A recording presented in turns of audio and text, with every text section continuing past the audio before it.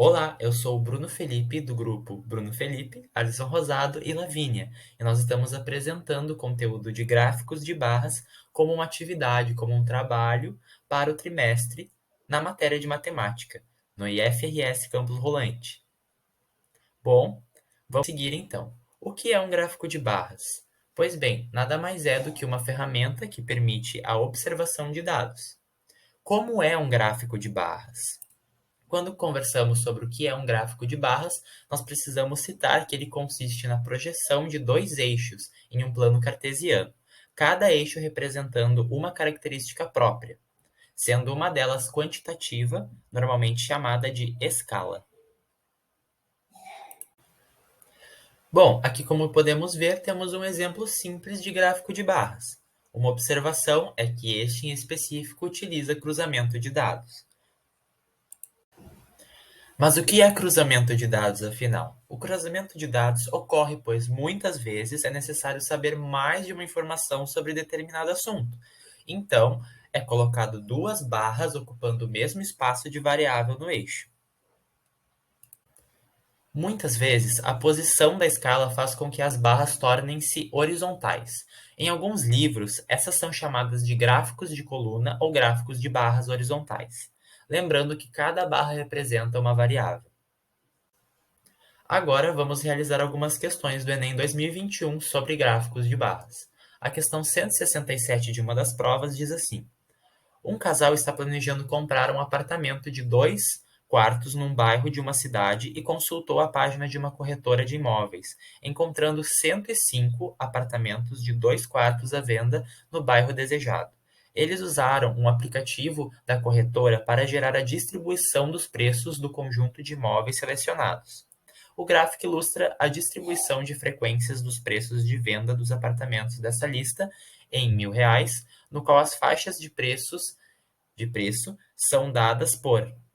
Bom, ali nós temos as faixas de preço, não vou citar todas. A seguir tem. A mesma corretora anuncia que cerca de 50% dos apartamentos de 2 quartos nesse bairro, publicados em sua página, têm preço de venda inferior a R$ 550.000. No entanto, o casal achou que essa última informação não era compatível com o gráfico obtido. Com base no gráfico obtido, o menor preço, P, em R$ 1.000, para o qual pelo menos 50% dos apartamentos apresenta preço inferior a P, é. Bom, vamos calcular então. A primeira coisa que nós precisamos fazer é descobrir o número total de imóveis da questão.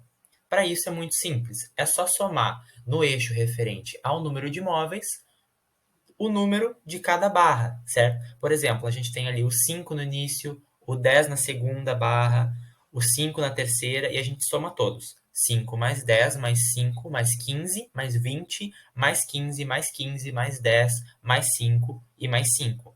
Vai dar 105. 105 imóveis no total. Nós queremos saber, então, na questão de 50% dos apartamentos, né? Então a gente precisa saber até onde vai esse 50%, mas contando a partir dos imóveis de menor preço em R$ 1.000, porque nós precisamos saber de baixo, né? De baixo para cima, não de cima para baixo. Não sei se vocês conseguiram me entender. Em questão de preço, nós queremos saber sobre o preço barato, não sobre o preço caro. Então, nós vamos começar a somar o número de imóveis da esquerda para a direita até que a gente chegue em 50% ali, né, na faixa de 50% do número de imóveis, para que a gente saiba qual que é o preço, o P, né, correto da questão, a resposta. Então, vamos lá. Bom, temos 5. Depois, nós podemos partir para 10, que é a segunda barrinha, né? Bom, somando 10, nós podemos somar a terceira, que então será mais 5. Podemos somar mais 15. E por que nós podemos somar todos esses números e ainda mais? Porque eles ainda, somando esses números, eles ainda não alcançam 50% do número de imóveis, ok? Então, depois do 15, nós podemos somar mais os 20, que são ali da quinta barra, da esquerda para a direita. Então, nós teremos o total de 55, que representa ali a metade, né? 50% que estaria entre os preços de 700 e 800 em R$ 1.000, né? Então, sabendo que 50% de 105 fecha com o valor de 55, não exatamente, mas ele fica entre essa barra, que está lá em cima, a barra mais alta.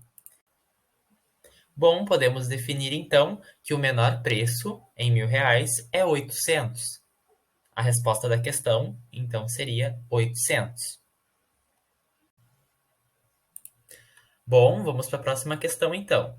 Ela é a questão 168, também estava no Enem 2021. Só não sei se na mesma prova, mas estava. E é assim. A cifra de César é um exemplo de um método de codificação de mensagens usado por Júlio César para se comunicar com seus generais. No método, cada letra era trocada por uma letra que aparecia no alfabeto, um número fixo de casas adiante ou atrás, de forma cíclica. A seguir, temos um exemplo em que cada letra é substituída pela que vem 3 posições à frente. Ali nós temos a versão original e a codificada. Para quebrar um código como esse, a análise de frequências das letras de um texto é uma ferramenta importante. Uma análise do texto do romance O Guarani, de José de Alencar, que é composto por 491.631 letras, gerou o seguinte gráfico de frequências. Aqui nós temos o gráfico de barras com o alfabeto inteiro e o número de frequências, certo? De cada letra. Então, a gente pode ler a questão aqui, né? Após codificar esse texto com a regra do exemplo fornecido, faz-se nova análise de frequência no texto codificado. As 4 letras mais frequentes em ordem decrescente de frequência do texto codificado são... Aí nós temos um pega-ratão, né, gente? Porque do texto codificado, não confundam. Aqui a gente vai perceber bem fácil que as 4 letras mais frequentes aqui no gráfico são a letra A, né, que tem ali 70 mil, a letra E, ali 60 e poucos mil, por aí, a letra O, né, depois, e a letra S.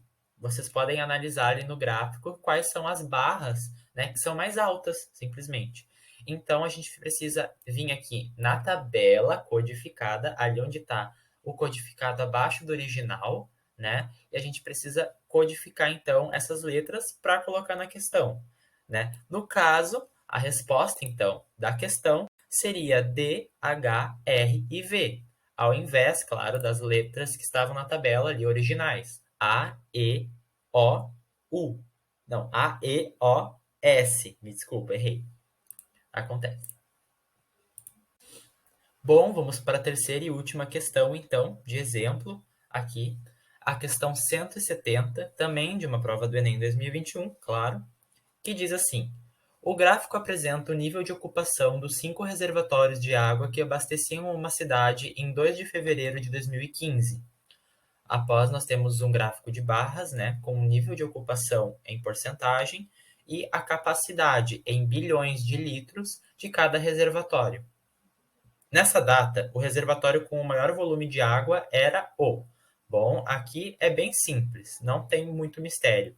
A gente precisa calcular, né, no nível de ocupação, no caso, por exemplo, vamos começar com o primeiro, né, um de cada vez.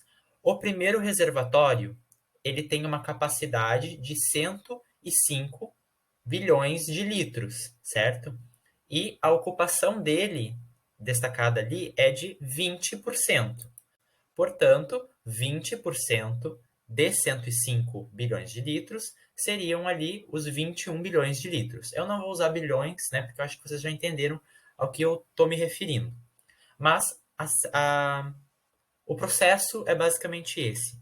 Agora, no reservatório 2, a gente vai calcular ali, como a gente pode ver no nível de ocupação, 30%, a gente vai calcular, obviamente, 30% de 100, que é a capacidade referente ao reservatório 2. 30% de 100 é 30. Claro. Então, vamos para o terceiro. No terceiro reservatório, nós precisamos calcular 50% de 20, que é 10.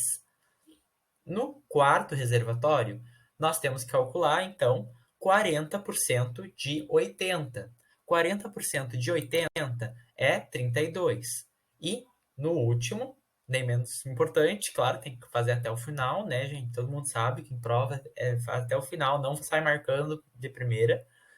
60% de 40, que é 24. Então a gente pode considerar, né, que o reservatório mais cheio, né, o que tem mais quantidade de litros nessa questão, é o 32, né? Óbvio. Então, gente, é isso. Eu agradeço pela atenção de todos até aqui e tchau.